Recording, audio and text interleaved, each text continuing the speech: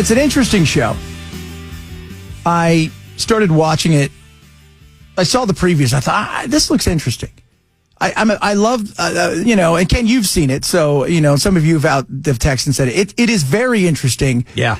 This girl, her name is Baylen Out. She is, I think, 20, 21. 24. Yeah. Oh, she's that old. Because I know her sister's 19 and she just moved out. Right. Because I think her sister's like, we've had enough of this. Yeah. But they're all close. The whole family's close. And a lot of it is what the family is going through with somebody who's got Tourette's, who's got like all of the Tourette's. All. Some people get the twitch. Right. Some people have the curse. She's got all of it and OCD. Yes. Like of all of the worst you could think of in version of it. And one of the things, she talked about is when she started doing her TikToks, it wasn't to become famous. She kind of wanted to show the world like this is what happens on a daily basis with me. Mm-hmm. And then it blew up from there. And the amount of people she helps is tremendous. And the other thing is she has her moments, but man, the attitude she has is really good. Yeah, absolutely. When you're going through it. But I can't lie to you. Some of it is hilarious. Tap that wiener, tap the rotisserie chicken. And scene. Off. My name is Baylen. I'm 21 years old and I have Tourette's syndrome. In a little baby weenie. Spotted alone in a safari. An itchy baby weenie. Sorry, I'm excited. Off. Off. I love the yeah. She's getting all yeahs or whatever they're called. Yeah. But watching like the things that she goes through, because she's got two little brothers and sisters or brothers? Yeah, two. She's got 3 little brothers, I think. Yeah. But a couple of them are little. Yeah, one of them's only 9. Yeah, and and so there's 5 of them, and then mom and dad. And they talk about and I was showing Belle some of the stuff because when you're in a situation like that, like with my little brother Spencer, people will look at us when we go out because we treat Spencer like he's like everybody else. I walk in there, I will make fun of him. We're going to Hooters. I mean, all that kind of stuff. We have a great time and we treat him. And people look at us and say, "I can't believe you do that." Why? We treat him like because he's one of us. Right. And we still think there's some of him in there. And we love him to death. And he's my little brother. And if anything was ever happen to him, he was never supposed to live a day, let alone when he's lived. And if you don't know what that's like, it's devastating for people. When they see that and they think, "Oh my God, you treat him. I can't believe you do that," because they feel very emotional, like they're doing something. And I'm like, no, you know what it is? I don't have pity for him. I love him. And I treat him like I would treat all of my other brothers and sisters, because otherwise I'm doing him a disservice. Yeah. Yeah, it's almost like you're treating him as less than if you don't. And so I coached his special needs soccer team, which, by the way, maybe the greatest of all time, right? Like, have you ever seen Shane Gillis talk about Special Olympics? When he says, he goes, if your friend told you what they were going to do and they were going to race them, you'd be like, don't ever tell anybody this ever again. So I coached his special needs soccer team. And I coached club soccer and I wouldn't do it because kids are horrible. And I got to the point where, you get to a point where it's like, I don't want to deal with mom and dad. I don't want to deal with all this stuff. And they've got their own special trainers and stuff. I coached, the most fun I've ever had with soccer was coaching my little special needs team. And it was 2 teams. We played the same teams every week. It was the same team playing the other team. It was the best time. But when you're around people who have special needs kids, you learn so much. And what you have to go through, because so much of it is about the family, but also about the little brothers and sisters who you're blessed to have no problems, but mom and dad spend 90% of their day taking care of them, and you get left out. And that's a tough thing. And it's exhausting for mom and dad, too. Oh, my God. Especially with poor Baylen here. Let's hear some more from her. Tourette's syndrome is a neurological, involuntary motor and vocal disorder that is chronic.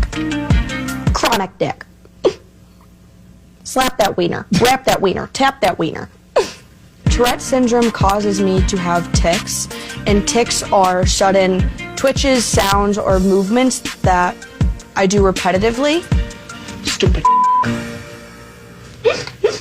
When I get the urge to tic, it feels like my skin is crawling and it's very, very itchy. After I do the tic or release the tic, the urge goes away. And she has to do it. And she, like, her body won't let her stop. My little sister had a friend, his nickname, everybody called him, was Twitch, because he had Tourette's. He didn't have the cussing, but he had the involuntary, and it was all the time. And he would tell us at times how exhausted he was in life. Absolutely. Because his whole life was twitch, twitch, twitch. And he would wake up, in the morning and he'd be drenched in sweat because he would have twitched overnight sometimes, or he couldn't get to sleep, and when they gave him medicine, and this is what she talked about, it could stop some of the twitching, but what it did was make them feel awful. And it's so hard. And, we didn't have any Tourette's when I was coaching soccer. We had some Down syndrome. We had a lot of kids with autism. Mm-hmm. And autism, we joke about, like with what's his name, Elon, because he's a little bit, he's on the spectrum. Let's not pretend he's not. But I had a kid named Andrew. Like, are you there? You know what I mean? He would score a goal, and he would start to run, and he would just take off, and he was gone. And that was just it. You see his mom chasing him. But he never showed any emotion. Yeah. And that's a tough thing for them, because you do wonder, what is there? Mm-hmm. And like they said, when his dad died, because dad was on the other side of the country, they told him that his dad had died. She was telling me, at school one day, and he just looked and said, okay. And he just kept walking. Because he just didn't, and they didn't have a real relationship, but there was just zero emotion. And you do wonder what's there. And then you get the other side of it too. Some of them who've got that form of autism, but they're also can be very violent. And it is, so my little brother's in a wheelchair. I also coach his basketball team. I don't know why. My mother used to make us all do this stuff. So we would go, and every year, it's like the same 2 or 3 teams, but one team had a kid on it, and he was massive. And he was also a little bit violent. And he would start coming at you. And my other little brother was pushing around the court, Spencer, and the big guy was coming at him. And my other brother left Spencer and turned and ran. So my little brother's rolling away in a wheelchair.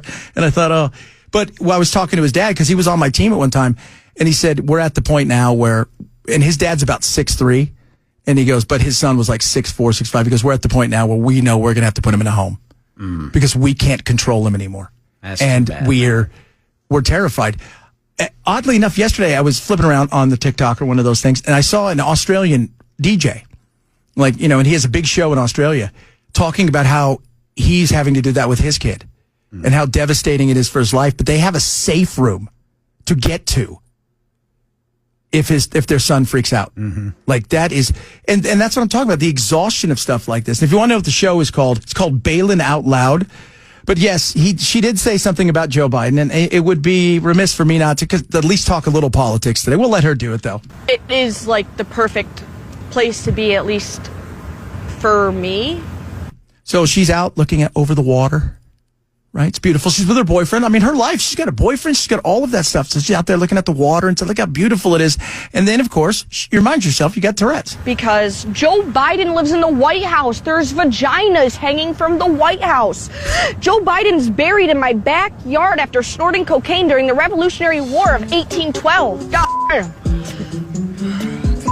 Honestly, though, who doesn't do that? I have no idea where this tic came from, but I can promise you I have no idea what the president's activities are or where he's buried. And he's still alive, so that's good. That really got out of hand fast. It did. Yeah. Oh, poor thing. So if you have a chance, check out the show. It's just from the perspective of like we talk a lot of stuff, politics and all kinds of stuff, but that's real life, because everybody's had somebody who's got some issues, especially in today's world. We got a lot of kids with autism, family members with autism and stuff like that. seeing how people and families deal with it, I think is a very, it gives you a snapshot, where, especially like even for my little brothers and sisters, how hard it is at times, because Spencer is my mother's favorite and she tells us that all the time. And, but seeing how these things handle and the actual situations on a daily basis of what people have to go through, and that you never know what one day is going to be like. Going out to even see friends at a mall and what chaos could come. And when she goes to the airport and she starts talking about how she has a gun. Yeah. Pew, pew, pew. And she just can't help it. She can't stop it. She cannot stop. There's nothing she can do about it. I mean, imagine that. You could do nothing to stop the thought in your head. Right. And then the things which she has to do 3 times, which is they said the kitchen is the worst place because she might pick up a knife and try to stab you 3 times. Exactly.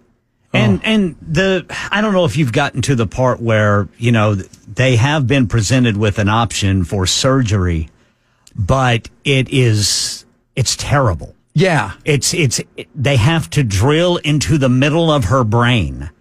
And I think I believe I heard her mother talk about it last night. The success rate for this particular surgery is below 50%. Yeah. I don't think I would. I mean, I'm assuming at some point in time when Elon's done fixing the government, he's going to come up with something where you get zapped 3 times and then Hopefully. it all goes away. Yeah. But they're not there yet. And I don't know if I'm ready for the drilling into the brain if that was my kid yet. Yeah. Yeah. Well, and also, you talk about the parents, she's wanting to move out. Yes. And I tell you, dude, I'm only 3 episodes in, and I'm telling you, as a father, I could not do it. I could not let her go because of just what you said, just the danger in a kitchen. Yeah. That's she wants this normal life, but that danger in the kitchen is something that's so, like it is so real, and she has no control of it. Like she walks over, she slaps food out of people's hands, and she they talk about, it's the place that they fear the most because she'll also try to put her hand on stuff. Yes. And you're right. That danger in the kitchen is terrifying.